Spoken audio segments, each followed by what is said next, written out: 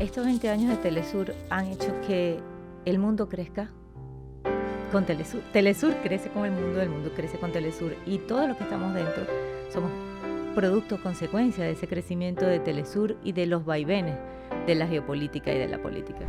¿Cómo puedes salir de una noticia a la otra así? Hay un chip. Te vas ¿Sí? con uno y te vas y te metes en otra cosa y cambió la historia. Y así vamos contando. De entender la geopolítica. El comandante Chávez era el especial para hacerte entender y nos sumergió en ese tema. Por eso nace Telesur. Telesur nace precisamente por esa necesidad de contar qué estaba pasando y cómo se movía, y eso lo vio y lo visibilizó el comandante Chávez y el comandante Fidel Castro. ¿Cómo contarlo?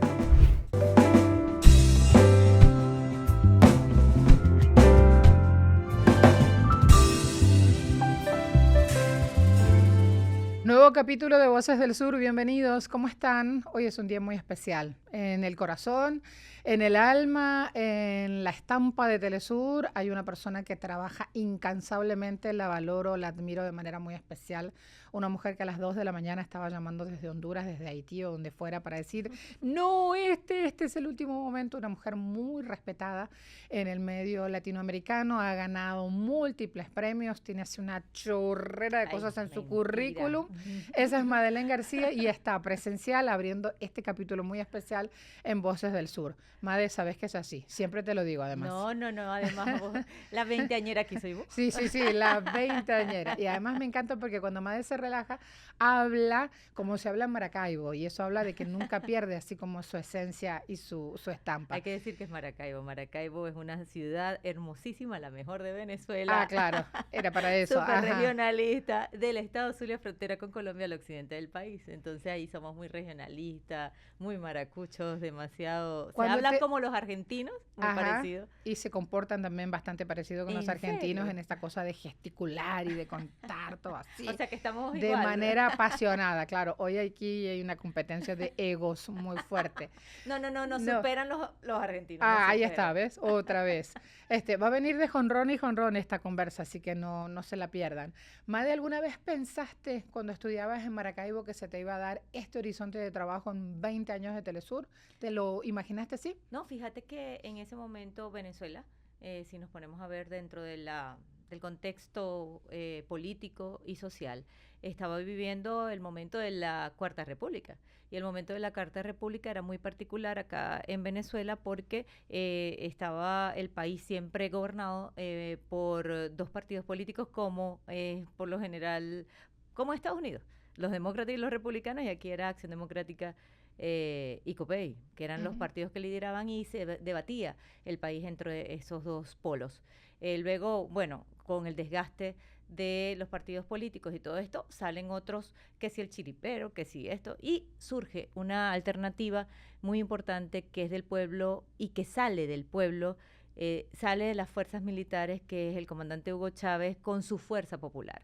Yo para ese momento no sabía absolutamente nada.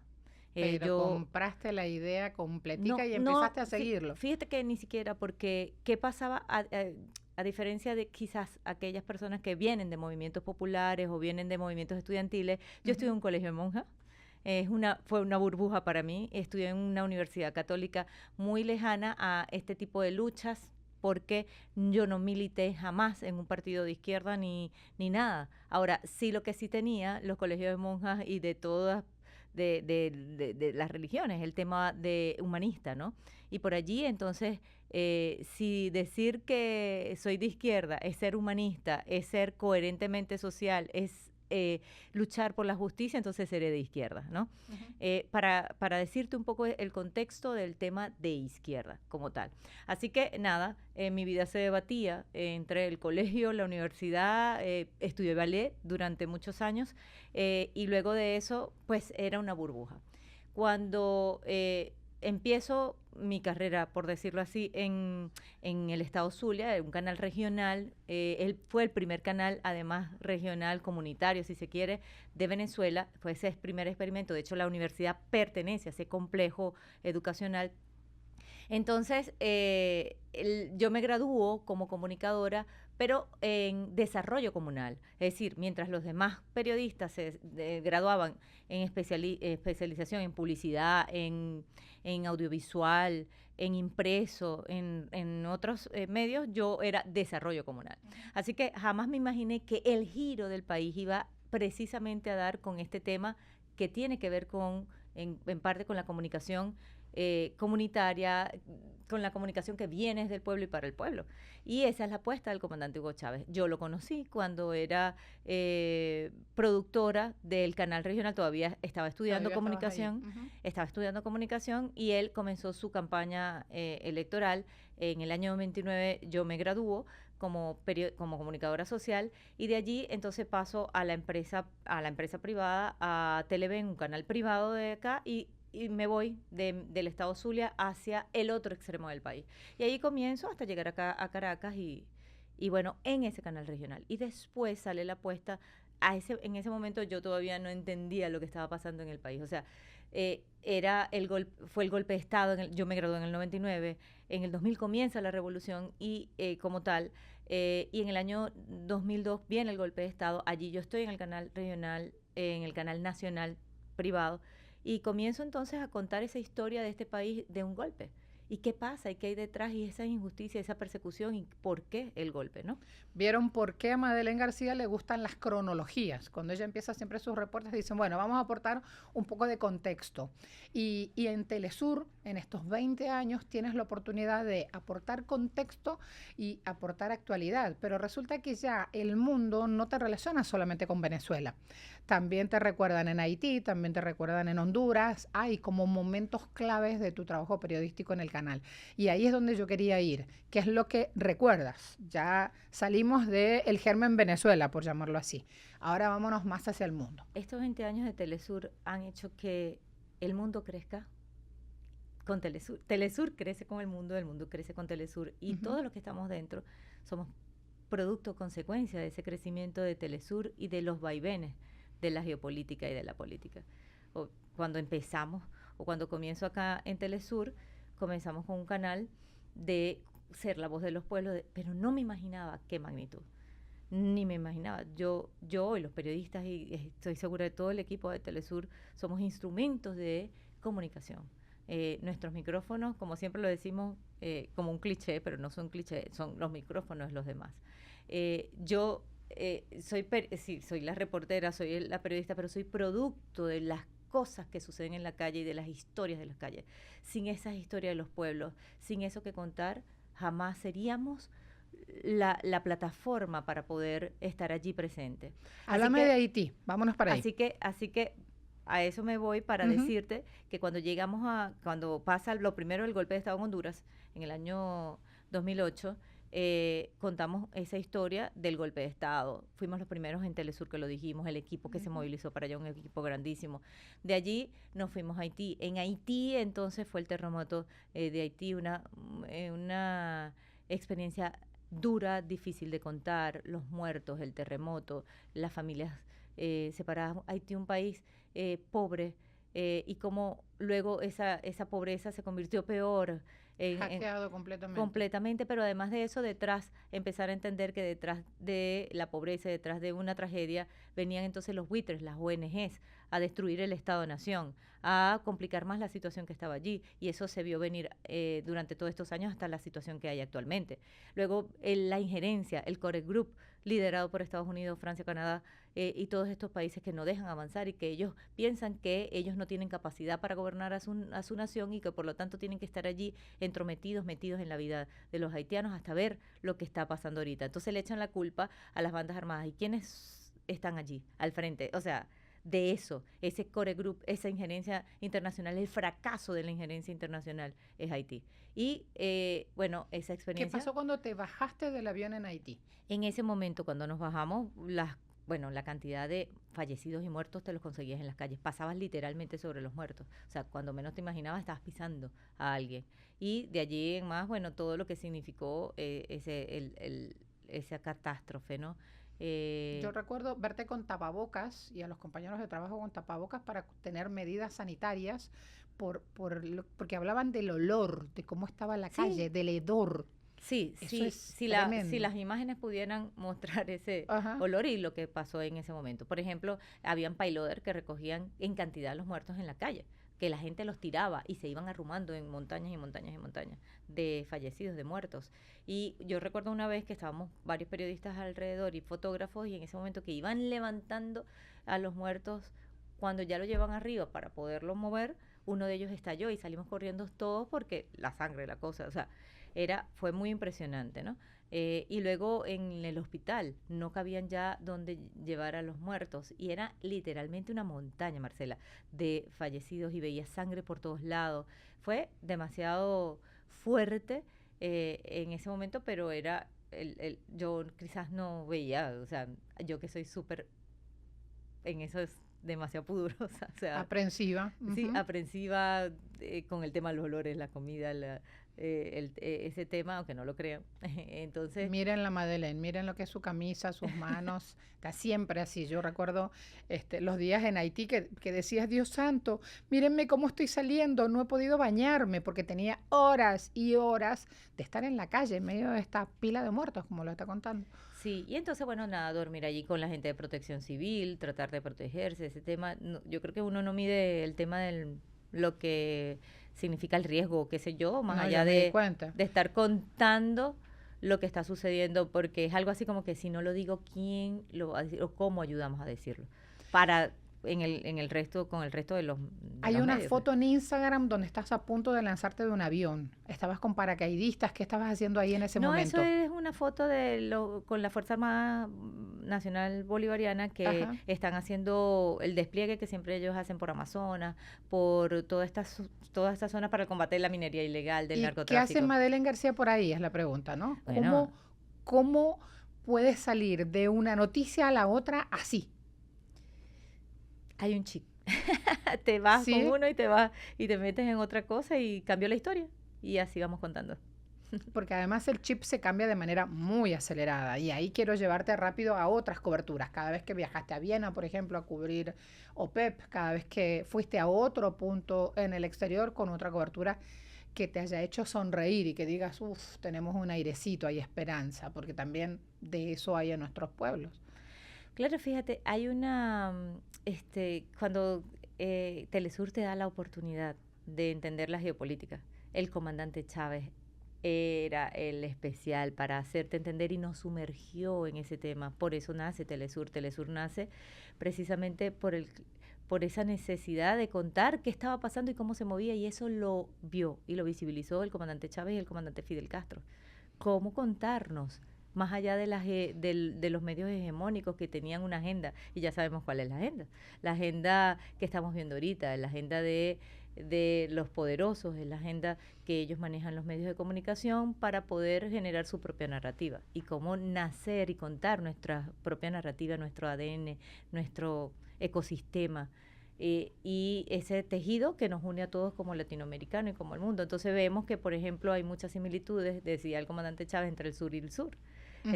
Y eso lo venía hablando él desde, Nuestro sur global. exacto, nuestro sur global. Y ahí entonces uno iba creciendo en la medida que también crecía Telesur. O sea, Telesur nos hizo crecer y nosotros crecimos con Telesur. Y entonces, bueno, así íbamos contando las cosas y como tú dices, de historia en historia.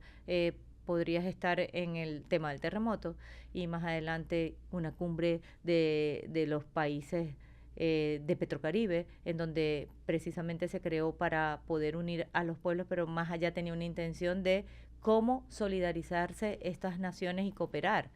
¿Y por qué no? Y porque por delante tienen que haber otros intereses y además de eso el chantaje, el garrote que está aplicando ahorita Donald Trump, ¿no? Fíjate lo que pasó con los BRICS, que decía si aquellos países que estén en los BRICS y que se intenten meter en los BRICS, le aumento el 10% de aranceles, o sea, ¿qué Y se le llegó creen, el no? 50 a Brasil. ¿Y por qué? Además, porque peor todavía, o sea, le está diciendo que por haber juzgado o estar juzgando a Bolsonaro, que es su aliado en Latinoamérica, te voy a castigar con 50%. ¿Qué se creen, no? Entonces, esto te abre la perspectiva de luchar por un mundo más humano y por la verdad y por la justicia. O sea, es imposible no contar la verdad desde la perspectiva que lo hace Telesur. No te vayas por las ramas. Recuerda una cobertura que te haya hecho reír, que digas, a ver, es esta. Una cobertura, es que como siempre he estado en ¿Viste? tragedia. ¿Viste? Qué difícil, La ¿no? cobertura de Mike Kelly. Ah, La niña. muy buena esa. La niña. Dale, La dale con eso. Mira niña. cómo te cambió la cara. Sí, sí, como no, y además reciente aquí en Venezuela, o sea, se había luchado tanto por la niña separada, pero no solamente ahora son esos, Marcela, hasta el día de hoy, o hasta más o menos van más de 40 niños y niñas secuestradas por Estados Unidos, pero ella fue el Son símbolo. más, iba a decir, pero Michaelis representó Sí, son más. otra historia. Lo que te quiero Dale. decir es que Ajá. Mike Ellis como que abrió el espectro de que eso estaba sucediendo. Y Mike Ellis, la niña de 2 años que fue arrebatada de sus padres, migrantes jóvenes que se fueron por el Darién, por el tapón del Darién, como muchos otros migrantes llegaron a Estados Unidos, pues allí los separaron.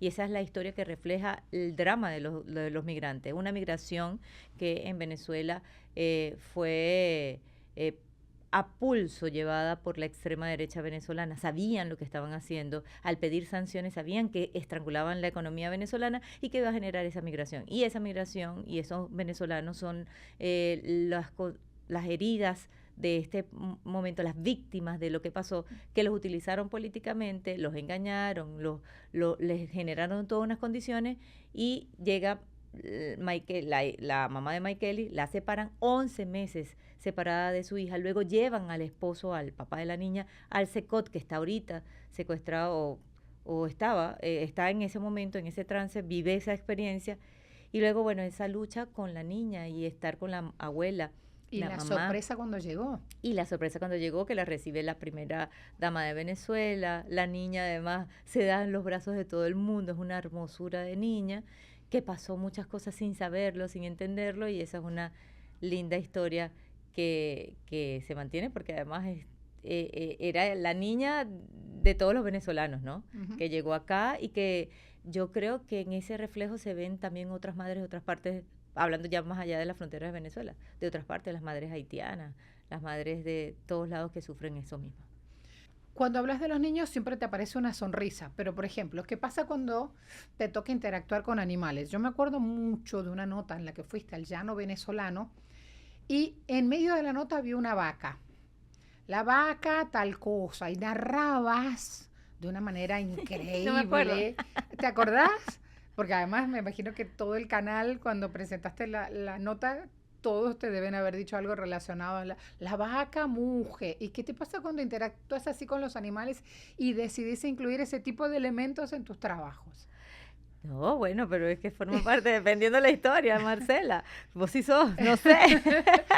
¿Te acuerdas de No, esa nota? no, ¿Por yo qué? no, yo no sé si había, o sea, me imagino de una vaca que era negra, que era la diferente al Esa resto de las vacas. Ay, no, misma. pero bueno, son detalles para que la gente sienta lo que está pasando en ese momento cuando vi la vaca. Pero bueno, mira, fíjate, Marcela, hay algo que a mí me gustó muchísimo, una cobertura súper linda, que era cuando Gaddafi estaba vivo y el comandante Chávez fue para Libia Ujú. y era la cumbre de los países africanos y invitaron al comandante Chávez, era el único que no era de los países africanos, ni musulmán, ni nada, y él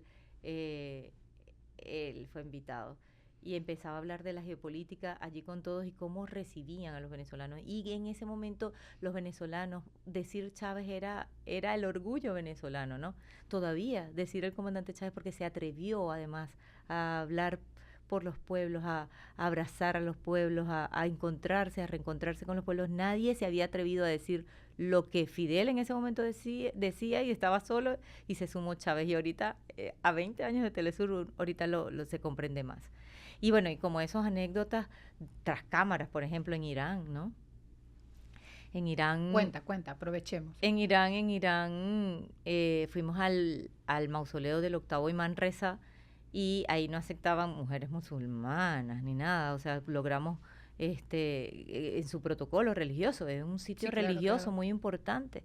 Y entonces nos dejaron pasar a la comitiva venezolana.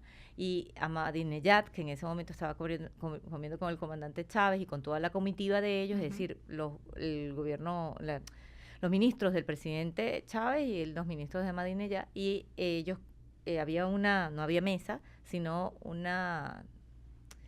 un mantel en el piso y allí comían. Y todos ellos no sabían cómo ponerse en el piso. En ese momento me llaman en el Telesur y yo con toda ataviada, ¿sabes?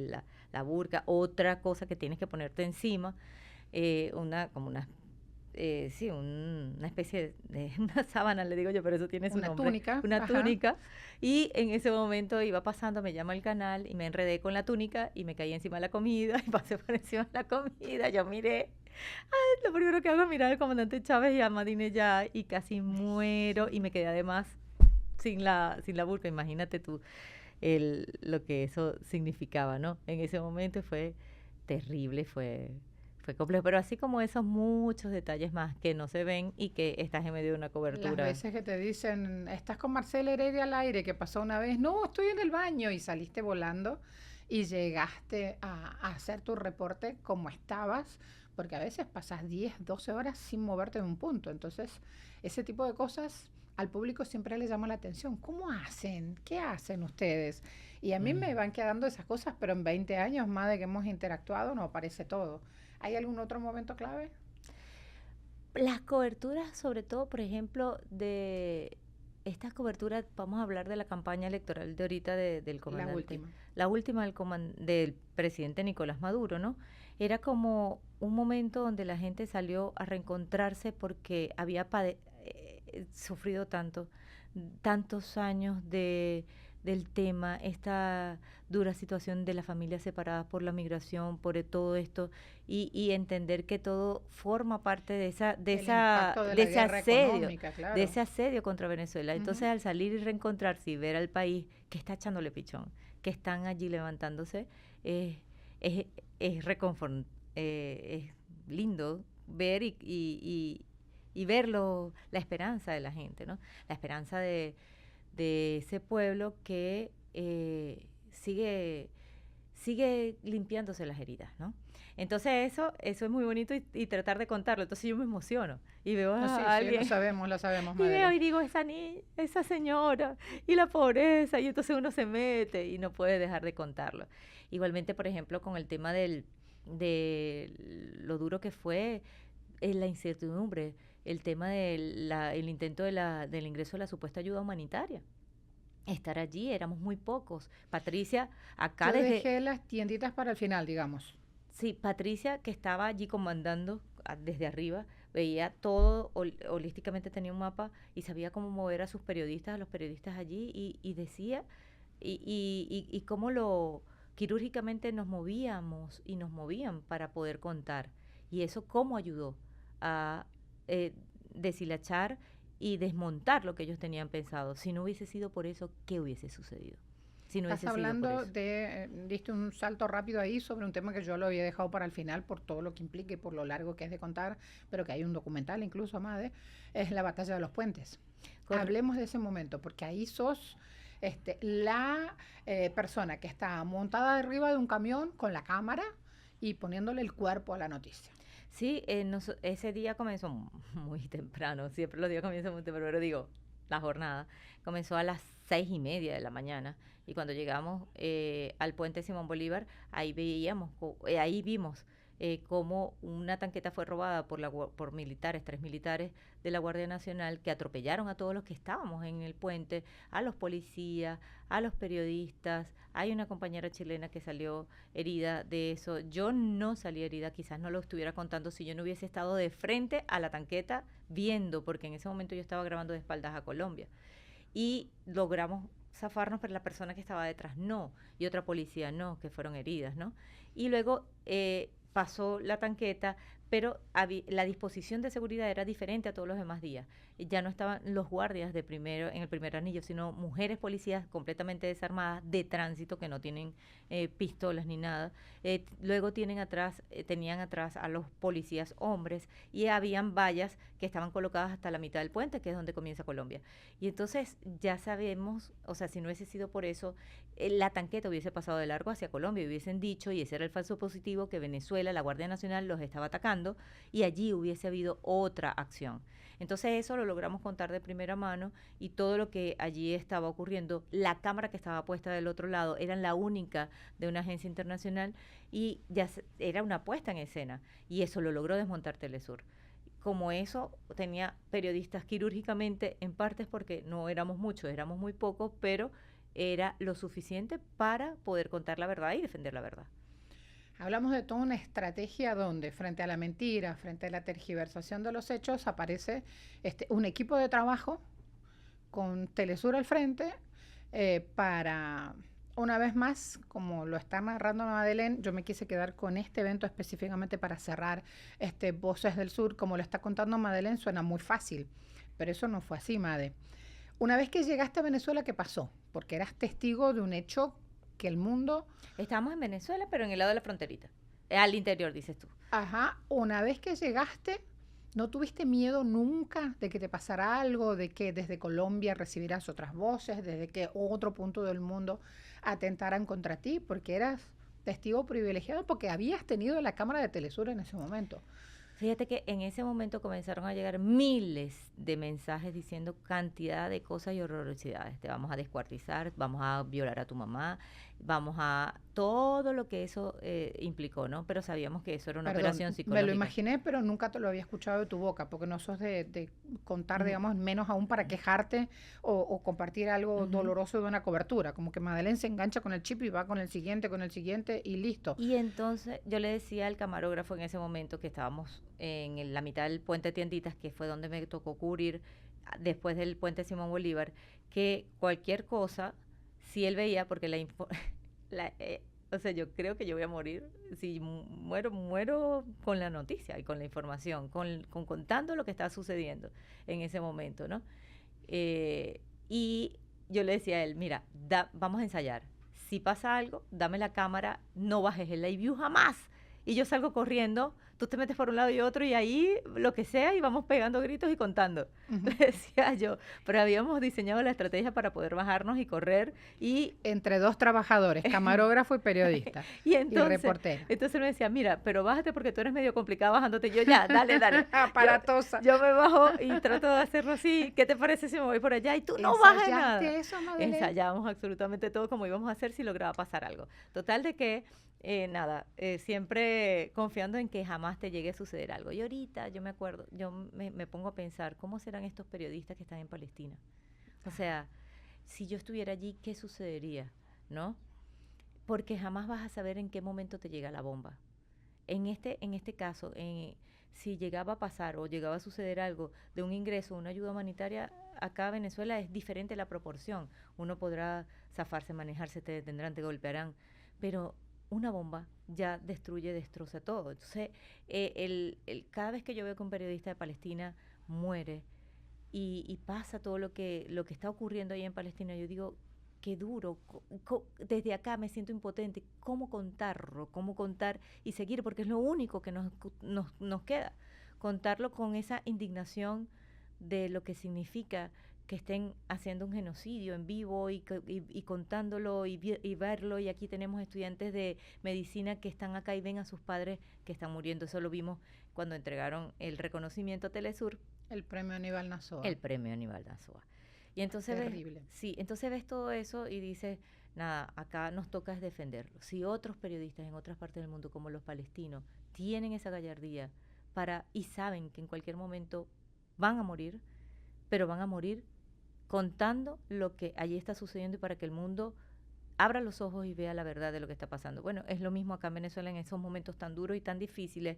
No es que uno se inmola como periodista, pero sí defendiendo la verdad.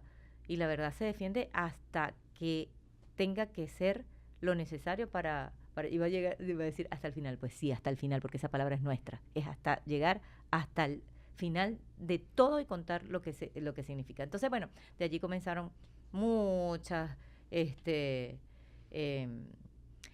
intimidaciones. Yo no leía absolutamente nada, bloqueaba absolutamente todo, porque aunque no quieras, posiblemente te afecte, porque es que el cerebro o tu mente no es como una herida que tú puedes hacer y tú limpias y se te va curando, no, tú no te das cuenta y a lo mejor está allí y tú sabes, porque es Está algo latente. efímero, exacto. Y no lo veía. Luego pasamos hacia Cúcuta y en Cúcuta pasó algo terrible, que es que yo no había medido que teníamos que cuidarnos tanto. Y llegamos a un restaurante y ahí habían venezolanos que estaban metidos dentro del golpe y que se habían ido para allá huyendo, dicen ellos, pero en realidad era que ellos estaban acá en sus guarimbas, en sus cosas, y obviamente lo iba a buscar los cuerpos de seguridad y se fueron a esconder allá. En un minuto resumamos ese final. ¿Y entonces? Y entonces nos reconocieron, le echaron cosas a la comida, luego nos hicieron saber que habían echado hasta veneno, que habían hecho de todo, no quiero ni recordarlo porque voy a vomitar, pero forma parte de eso y de ese tema.